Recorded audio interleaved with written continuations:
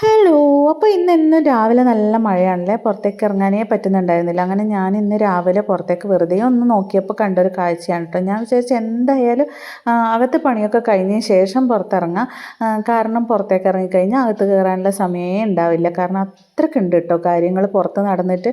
അങ്ങനെ ചായയൊക്കെ കുടിച്ചതിന് ശേഷം ഞാൻ അകത്തെ പണി ഏകദേശം ഒന്ന് ഒരുക്കിയിട്ട് പുറത്തേക്ക് ഇറങ്ങി കേട്ടോ. അപ്പോൾ ഇപ്പോൾ മഴയായതുകൊണ്ട് പുറത്തൊന്നും വിരിച്ചിടാൻ പറ്റാഞ്ഞിട്ട് വൈകുന്നേരം ഞാനൊക്കെ കഴുകി മുകളിൽ തന്നെ ആട്ടോ വിരിച്ചിട്ടിട്ടുള്ളത്. അതിപ്പോൾ താഴത്തോട്ട് വന്നിട്ടുണ്ട്. ഇനിയിപ്പോൾ ഇതെനിക്കൊരു രണ്ടാം പണിയാട്ടോ. അങ്ങനെ അതൊക്കെ കഴിഞ്ഞിട്ട് ഞാൻ റംബുട്ടാൻ ചെന്ന് നോക്കി. അപ്പോൾ അതിൻ്റെ അകത്ത് ഒന്ന് പഴുത്തിട്ടുണ്ട് കേട്ടോ. അപ്പോൾ ഒന്ന് മാത്രമേ പഴുത്തിട്ടുണ്ടായിരുന്നുള്ളൂ. ബാക്കി പകുതി മുക്കാൽ വീണ് പോയിട്ടുണ്ടായിരുന്നു ഈ മഴയത്ത്. അങ്ങനെ അതൊക്കെ എടുത്ത് അകത്ത് കൊണ്ടുവച്ചു. പിന്നെ ഈ ഒരു കുരങ്ങൻ ഇത് ഇന്നലെ വന്നതാണ് കേട്ടോ. അപ്പോൾ ഇത് വീട്ടിൽ പോയിട്ടുണ്ടായിരുന്നില്ല എന്ന് തോന്നുന്നു. ഇതിൻ്റെ പൊക്കത്ത് തന്നെ ഇരിപ്പുണ്ട്. കാറ്റും മഴയും ഒന്നും ഒരു വിഷയമല്ലാണ്ട്. അങ്ങനെ അതൊക്കെ കഴിഞ്ഞ് ഞാൻ വീടിൻ്റെ ചുറ്റിലും ഒന്ന് നടന്നു കേട്ടോ. അപ്പോൾ ഈ ഒരു സംഭവമാണ് പിന്നെ കണ്ടത്. അപ്പോൾ ഇത് നല്ലൊരു അരിപ്പൂവായിരുന്നു കേട്ടോ. എനിക്ക് ഭയങ്കര ഇഷ്ടമുള്ളൊരു കളറാണ്. കാരണം ഒരു പിങ്കും പിന്നെ ഒരു യെല്ലോ കളർ ഷെയ്ഡുമാണ് അതിന്. ഇനി അതൊക്കെ മുറിച്ച് വേറെ നടണം കേട്ടോ. അതൊക്കെ ചാഞ്ഞ് ചെരിഞ്ഞ് ഇങ്ങോട്ട് വീണിട്ടുണ്ടായിരുന്നു. അങ്ങനെ ചെടികളൊക്കെ മുഴുവൻ നശിച്ചു പോകുന്നുണ്ട് കേട്ടോ, ഒക്കെ കാറ്റിന്.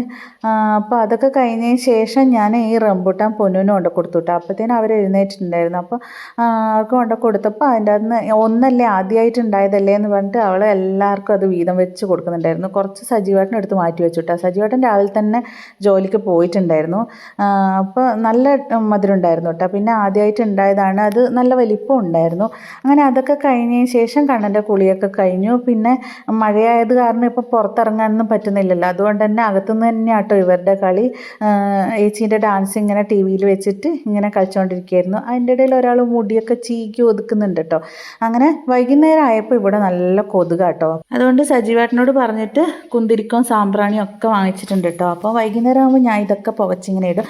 പിന്നെ നല്ല മണമാണ്. മാത്രമല്ല ഇപ്പോൾ ഡെങ്കിപ്പനിയൊക്കെ ഉള്ളതുകൊണ്ട് നല്ല പേടിയുണ്ട് കേട്ടോ. കണ്ണനൊക്കെ പനി വന്നു കഴിഞ്ഞാലുള്ള അവസ്ഥയൊക്കെ ആലോചിക്കുമ്പോൾ ഭയങ്കര പേടിയാണ്. അങ്ങനെ അതൊക്കെ കഴിഞ്ഞ് കുറച്ച് കഴിയുമ്പോഴത്തേനും പൊന്നൂന് മക്രോണി വൈറ്റ് പാസ്ത വേണമെന്ന് പറഞ്ഞു. അപ്പോൾ 2 ദിവസമായിട്ട് അവളിങ്ങനെ പറഞ്ഞുകൊണ്ടിരിക്കുന്ന. അപ്പോൾ സജീവേട്ടൻ സാധനങ്ങളൊക്കെ കൊണ്ടുവന്നിട്ടുണ്ടായിരുന്നു. അങ്ങനെ ഞാൻ യൂട്യൂബൊക്കെ നോക്കിയിട്ട് അത് ഉണ്ടാക്കി കൊടുത്തു കേട്ടോ. അതിന് ശേഷം ഞങ്ങൾ ചായയൊക്കെ കുടിച്ച് കുറച്ച് നേരം അങ്ങനെ ഇരുന്നു. അപ്പോൾ ഇത്രയേ ഉള്ളൂ. ടാറ്റാ.